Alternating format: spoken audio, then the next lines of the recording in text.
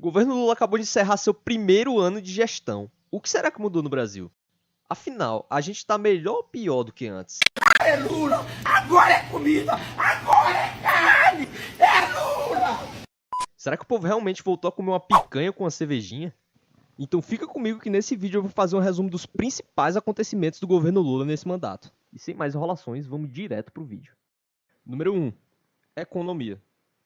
Para começar, o governo atual já não é muito bem visto pelo mercado, que segundo matéria do blog de esquerda Carta Capital, 80% do mercado vê a equipe econômica do atual governo como pior que a anterior. Mas deixando essas pesquisas de lado e indo para os números, esses também não agradam muito, pois fechamos o ano de 2023 com alta de alguns alimentos. O arroz, por exemplo, subiu 16%. Frutas subiram 2,53%. Já carnes e bebidas subiram 1,43% e 0,69%. E entre esses, óbvio, a picanha e a cervejinha. E não foi essa a única promessa de Lula que passou batido.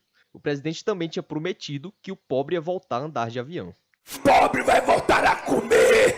Vai voltar a trabalhar! Vai voltar a andar de avião! Isso também não aconteceu. Só nos últimos 2 meses, as passagens aéreas chegaram a subir 37%.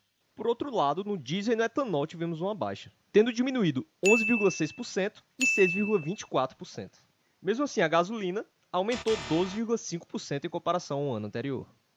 Outra medida do governo Lula que marcou o ano foi a nova taxação de compras acima de $50 em lojas internacionais, tipo a Shein, AliExpress, Shopee, entre outras.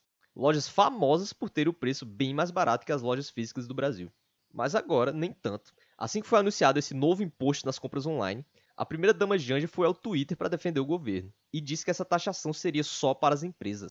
Só que meses depois, a gente percebeu que essa informação era falsa, pois já em setembro o novo imposto já começou a valer, e as taxações de até 92% já apareciam para os consumidores que tentavam comprar. Para ficar mais fácil de entender, um notebook, por exemplo, que custava R$2.000, junto com o novo imposto passa a custar R$3.840. Isso sem contar o valor do frete.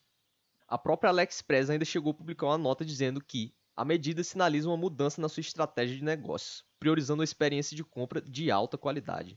Já a quantidade de desemprego no governo Lula começou o ano com uma forte alta, chegando a subir quase 10% no número de desempregados. Só que esse número já voltou a cair, como vinha acontecendo no governo Bolsonaro. E atualmente é praticamente o mesmo que o governo anterior. Outros números que assustam é o déficit nas contas públicas. O governo vai deixar 2023 com praticamente um rombo de 114 bilhões de reais. E a provável causa disso são os gastos extremos do governo Lula, que é justamente o próximo tópico. Número 2. Orçamento secreto e gastos. Você deve ter notado que desde o governo anterior não se fala mais em orçamento secreto. Imprensa como Globo, CNN, entre outras, que usaram a palavra orçamento secreto para criticar o governo passado como se fosse uma verdadeira corrupção, agora magicamente passaram a chamar a mesma medida de emendas de relator. Mas claro, isso é absolutamente explicável, já que o Lula despejou quase que 100 milhões de reais nos bolsos da imprensa, com verbas de publicidade. E quem levou a maior fatia dessa grana foi a própria Rede Globo, tendo levado 63% a mais que as outras emissoras. A título de curiosidade, o governo Lula, só de janeiro a abril, gastou 13 vezes mais que o governo anterior só em propagandas. E infelizmente os gastos do governo não param por aí. Já que a gente está falando sobre emendas de relator, o antigo orçamento secreto, quanto será que o Lula gastou com isso? Bem, o valor pago desde o começo do ano até 12 de dezembro de 2023 foram 39 bilhões de reais. Para vocês terem uma noção de quanto é tudo isso, um dos homens mais ricos do Brasil, Walter Faria, tem uma fortuna acumulada de 16,5 bilhões de reais. E isso não chega a ser nem metade dos gastos de Lula com emendas. Mas afinal, o que são essas emendas? Bem, basicamente, o presidente, toda vez que precisa de apoio para aprovar alguma lei de seu interesse no Congresso, ele usa essas emendas para convencer, se é que vocês me entendem, os parlamentares a votar a favor de sua vontade. O exemplo disso é que dias atrás, Lula liberou 10 bilhões de reais em apenas 2 dias para conseguir apoio no Congresso para passar a PEC da reforma tributária. Isso equivale a 3.472.000 reais do dinheiro público por minuto. Mas eu queria deixar claro para vocês nesse vídeo que, apesar de tudo, essas emendas não são ilegais. Elas são uma ferramenta criada e aprovada pelo próprio Congresso Nacional. Mesmo assim, eu deixo o julgamento para vocês. Vocês concordam com isso? Deixa aqui nos comentários. Ah, e um adendo importante que eu lembrei enquanto eu editava o vídeo. O Lula criticou durante toda a campanha o orçamento secreto, inclusive dizendo que era a maior vergonha do país. Nesse ano também tivemos consagrada a volta da verba com a Lei Rouanet. Foram 16 bilhões despejados na mão de artistas, ou seja, em meses, o valor foi maior que os últimos 4 anos do governo antecessor. E outra coisa que sem dúvida chamou a atenção foi o gasto do governo com viagens fora do país. Só com viagens, o presidente e a primeira-dama, Janja, drenaram 96 milhões de reais do orçamento do Ministério das Relações Exteriores. Um desses gastos foi quando Lula usou a Embaixada Brasileira para bancar 728 mil reais para alugar 17 quartos no renomado e luxuoso Hotel 5 Estrelas Paris Le Grande. Já com o cartão corporativo, que também foi criticado por Lula na campanha, o presidente gastou 8 milhões de reais até junho. Esse valor já é maior que o ex-presidente Bolsonaro, Michel Temer e Dilma Rousseff gastaram no mesmo período. E galera, não tem como eu detalhar aqui cada gasto específico do presidente, senão o vídeo ia ficar muito longo. Então vou adiantar logo para vocês que foi cerca de 1 bilhão de gastos com viagens. E vamos logo para o próximo tópico. Número 3. Segurança pública. Sem dúvida, um dos pontos fracos do governo Lula é a segurança pública. Apesar do governo ter inaugurado alguns programas como Programa de Ação na Segurança, Programa de Combate às Organizações Criminosas e outro Programa de Combate ao Feminicídio, quando a gente vai para a prática, isso não tem mudado muita coisa. Já que na Bahia e no Rio de Janeiro, estados inclusive alvos de um desses programas, os homicídios que vinham caindo 6% em 2022, no caso do Rio, voltaram a crescer em 2023. Na Bahia aconteceu o mesmo. Os homicídios que caíram 10% em 2022 voltaram a crescer 2,5% só nos primeiros meses de governo. No maior estado do Brasil, São Paulo, os números são piores. Mesmo com literalmente um programa do governo contra os feminicídios, só em São Paulo eles aumentaram 16,2%. E estupros aumentaram 14,9% em todo o Brasil. Crimes como roubo e furto também aumentaram. Outro fato em desfavor do governo são as invasões de terra por parte do MST, que são basicamente um grupo de guerrilheiros que dizem lutar por reforma agrária e outros direitos, e são famosos por usar violência nas suas manifestações. As invasões do MST em 8 meses já são maior que as invasões em 4 anos do governo Bolsonaro. E também nem faria muito sentido o Lula combater isso, já que o MST, além de ser seu aliado político, há lideranças do movimento que estão literalmente dentro do governo Lula.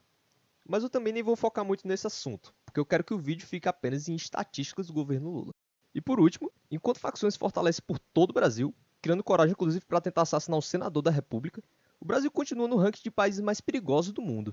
Mesmo assim, no final do ano, o governo anunciou um corte de 708 milhões na segurança pública. E esse é um retrato do resumo de como o governo tratou o tema segurança em 2023. Número 4. Política internacional. No cenário global, Lula esse ano preferiu fortalecer as relações com a China. Logo no início do ano, ele se reuniu com o presidente chinês Xi Jinping e saiu de lá fechando 15 acordos de cooperação. Sobre os mais diversos temas, comércio, investimento e até cooperação televisiva. Enfim, eu vou deixar aí na tela para quem quiser pausar e ler todos. Durante a viagem ele ainda chegou a dizer, entre aspas, que ninguém vai proibir que o Brasil aprimore sua relação com a China. Além desse apego com a China, Lula também tem enfatizado sua vontade de crescer o grupo BRICS, que é basicamente a organização de cooperação econômica entre Brasil, Rússia, Índia, China e a África. O presidente falou várias vezes que a intenção dele com o BRICS não é bater de frente com o dólar, ou com o G7, que para quem não sabe também é um grupo econômico, só que entre os países da Europa e os Estados Unidos. Só que isso foi, digamos, um migué do Lula, pois meses depois, o BRICS anunciou a criação de um método de pagamento alternativo global. Então no final eles queriam sim bater de frente com o dólar. Outro encontro relevante do presidente foi quando ele encontrou em maio o ditador Nicolás Maduro, o que gerou uma certa polêmica, pelo fato do Maduro, além de exercer um governo autoritário na Venezuela, ser acusado pela justiça americana de narcoterrorismo. A repercussão negativa foi tanta que ele chegou a ser criticado até pela Globo, que como a gente viu, é um jornal aliado de Lula. E já que a gente está falando em polêmica, outra coisa que repercute negativamente e gera discussão é sobre as posturas do presidente sobre os demais conflitos atuais no redor do mundo. Lula parece demonstrar uma dificuldade em condenar o país invasor e o país atacado. Um exemplo disso é quando na Guerra da Ucrânia, um conflito onde a Rússia invadiu o território ucraniano à força, no intuito de anexar o país à Rússia, Lula disse que tanto a Rússia quanto a Ucrânia são culpados pela guerra, e que o presidente ucraniano tem que aceitar negociar e ceder os seus territórios à Rússia. Em resposta a essas falas do Lula, o próprio presidente da Ucrânia, Volodymyr Zelensky, criticou essa posição dele e recusou qualquer solução de paz que implique ceder território ucraniano à Rússia. Algo praticamente idêntico aconteceu com o conflito entre Israel e Palestina. Já esse desencadeou quando o grupo terrorista Hamas invadiu Israel e assassinou centenas de civis, idosos e crianças.